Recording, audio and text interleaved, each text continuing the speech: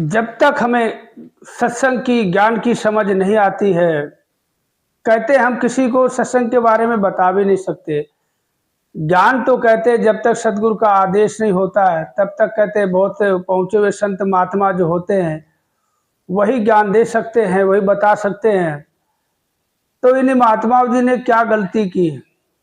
ऐसा शब्द बोला है कि जहाँ तक मेरा अंदाजा है, हमारे जितने भी निरंकारी संत महात्मा, जितने करोड़ों भी अरबों जितने भी हैं, आज तक शायद इनके मुख से ऐसा शब्द नहीं निकला होगा, भूल से भी ऐसा शब्द नहीं निकला होगा। मगर कहते हैं कि 4 दिन की संगत और उसके बाद ज्ञान और उसके बाद सत्संग जाना छोड़ दिया, तो घर में पूरी तरह से माहौल बना लिया कि पहले तो बड़ा उनको शौक सा था, यहाँ तक कि 1-2 बार हमसे बोला, यार हम अपने घर में संगत कराएंगे। मैं ठीक है, बहुत अच्छी बात है, करवाओ संगत, हम बात करा देते हैं महात्मा जी से, जब कहो करवा देते हैं। मगर काफ़ी समय से देख रहा था कि उनको सत्संग में ही नहीं देखा। काफ़ी टाइम हो गया, 2-4-6 महीने नहीं, साल 2 साल हो गए, सत्संग में नहीं देखा। और फिर किसी कारण बस उनके घर जाना हुआ और घर जाके कुछ मंजर ऐसा देखा और वहाँ कुछ हमने सवाल पूछे, तो जवाब उन्होंने ऐसा दिया बाबा हरदेव जी के बारे में, सदगुरु बाबा हरदेव के बारे में ऐसा बोला कि पहले तो मैं चुप रह गया, खामोश रह गया, बोलती बंद हो गई। यार ऐसे कैसे बोल सकते हो आप? ऐसे कैसे बोल सकते हो?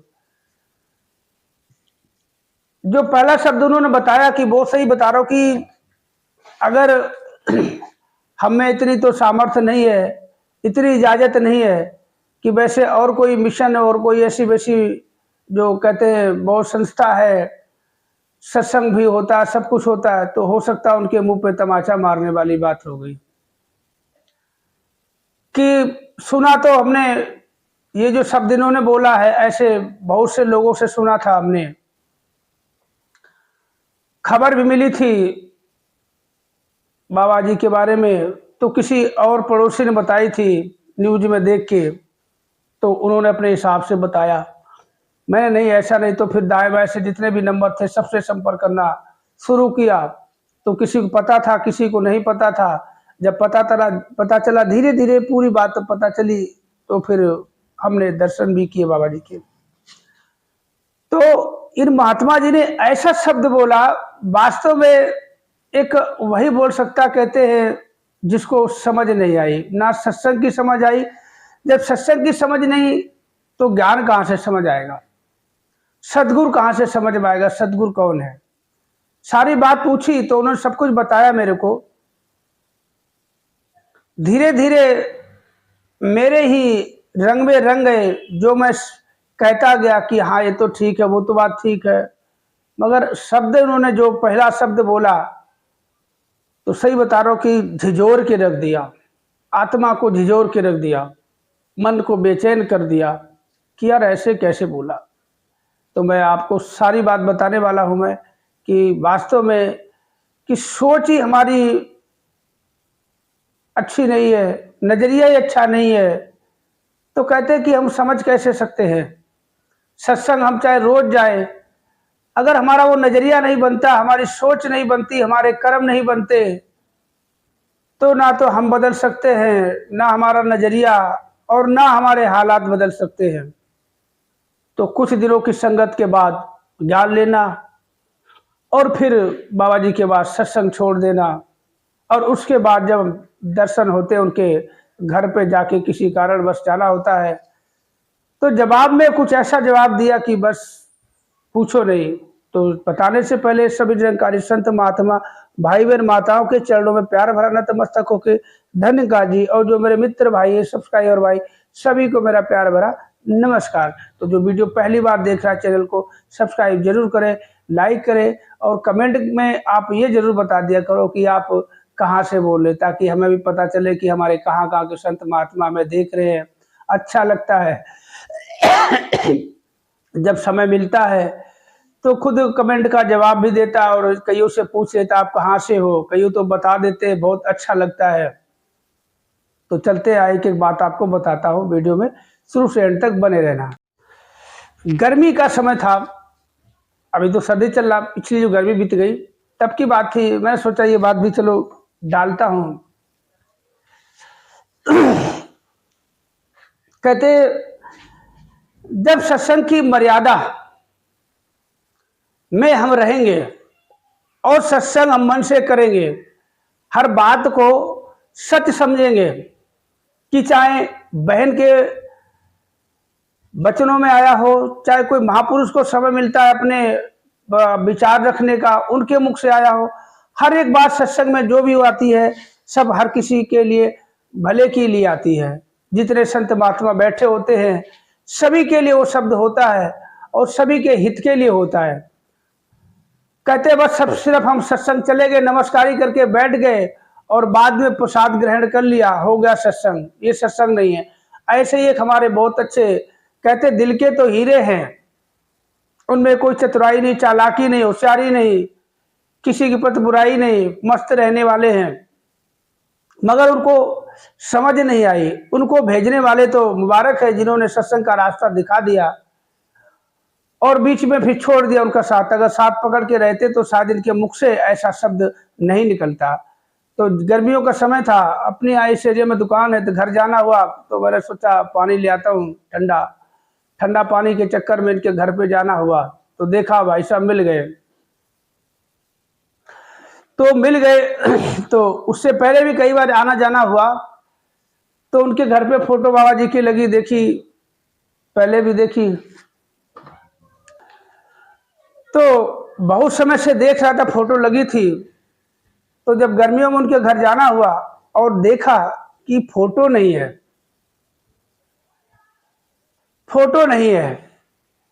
तो दरवाजे के सामने ही पहले तो हॉल है, इधर रसोई है, दरवाजे के साथ में इधर लेफ्ट साइड में वॉशरूम बना हुआ, उसके साथ में रसोई है, फिर एक कमरा बाकी ऊपर है। तो मेन दरवाजा खोला और अंदर वाले कमरे में मतलब खड़ा हो गया गेट पे ही, और नजर पड़ी तो फोटो नहीं। तो जब मैंने फोटो के बारे में पूछा तो दिल दहला देने वाला जवाब दिया। मैंने यार बाबा जी की फोटो कहाँ गई? बोले बाबा जी की फोटो ये रही। ऐसे देखा तो मंदिर में फोटो लगी हुई है। तो मैंने बोला ये क्या? बोला अब तो बाबा जी मर गए, अब तो उनकी धूप बत्ती करता हूँ। बोलती बंद हो गई मेरी। मैंने एक बात बताओ, सदगुरु कौन होता है? बोला सदगुरु तो भगवान होता है। मैं भगवान मर जाते हैं। बोले भगवान मर जाएंगे तो हम लोग जिंदा कहाँ रहेंगे? तो फिर आप ऐसे कैसे कह सकते हो कि बाबा मर गए? और बताओ सत्संग में क्या बताया, कि क्या बताया बताओ? खुद ही अपने मुंह से कि सदगुरु अंतर्यामी होता है, सदगुरु घटघटवासी होता है, सदगुरु तीन लोक का स्वामी होता है, सदगुरु गुरु है, ब्रह्मा है, विष्णु है, महेश है, सब कुछ यही है। गुरु सबसे बड़ा होता है, भगवान से बड़ा गुरु होता है, और गुरु शरीर नहीं होता, अंतर्यामी होता है। तो फिर तुमने बोला हाँ वो बात तो ठीक है, मगर बाबा जी तो एक्सीडेंट में मर गए ना। मैंने किसने बोला? बाबा जी आज भी हमारे बीच है।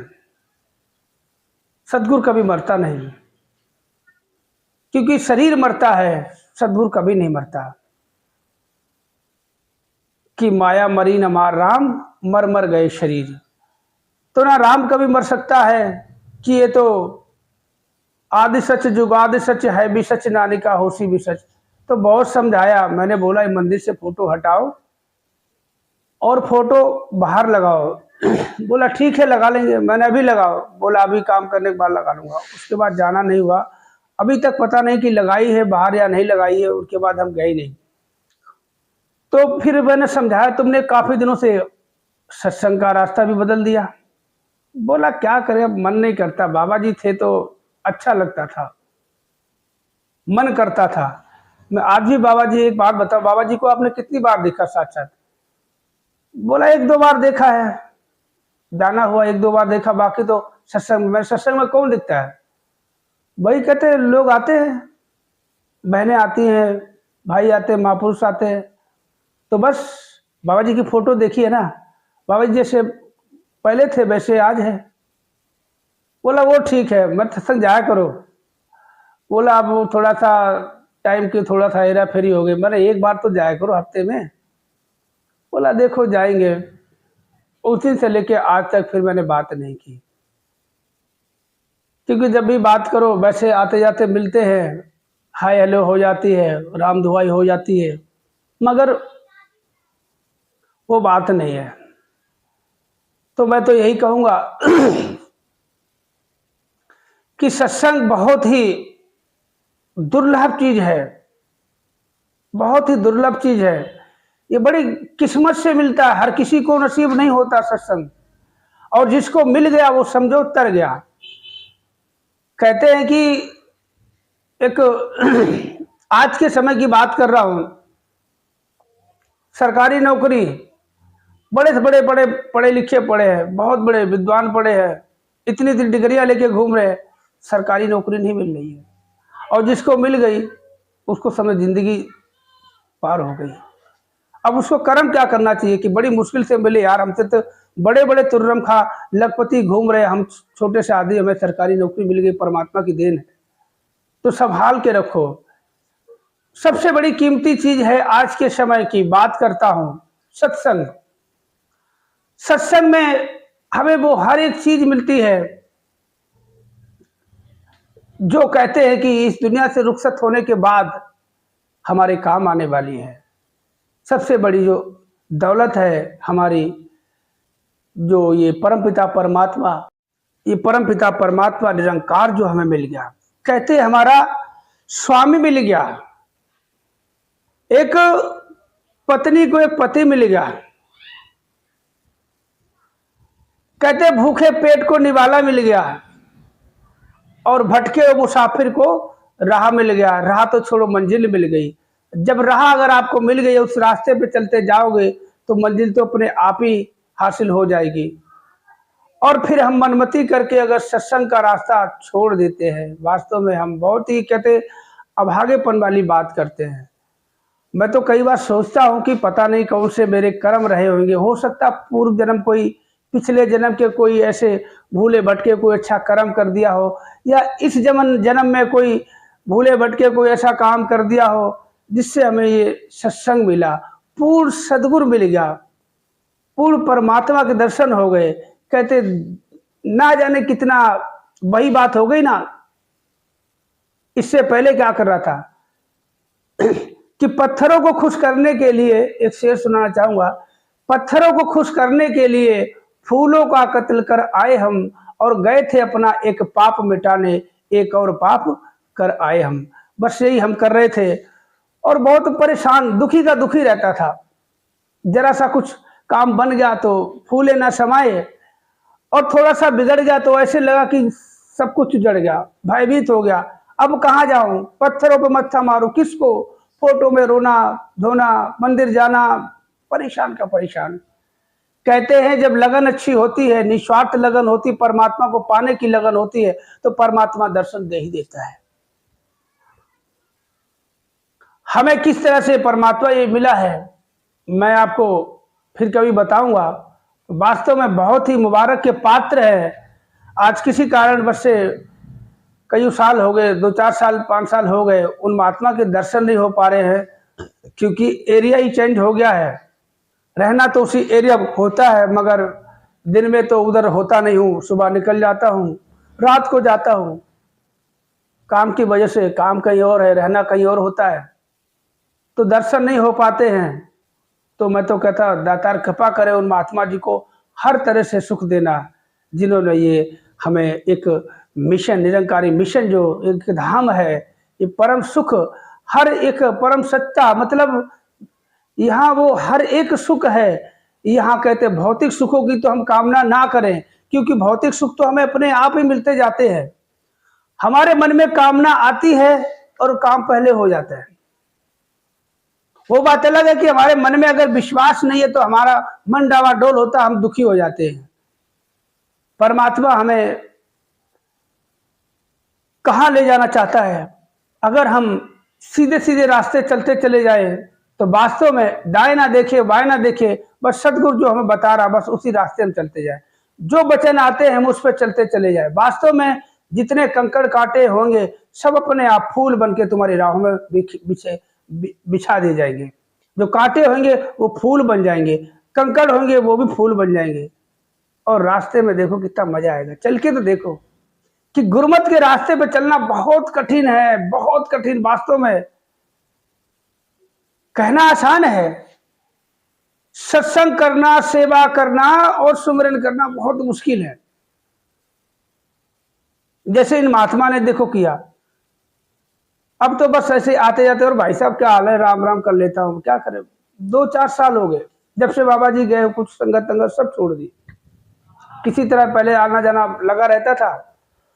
जब ये सत्संग जाते थे, रास्ते में आते जाते धन्यकार हो जाया करती थी। जब से पता चला, अब ये भी नहीं पूछा फोटो रखी कि नहीं। अब देखते हैं क्या होता है।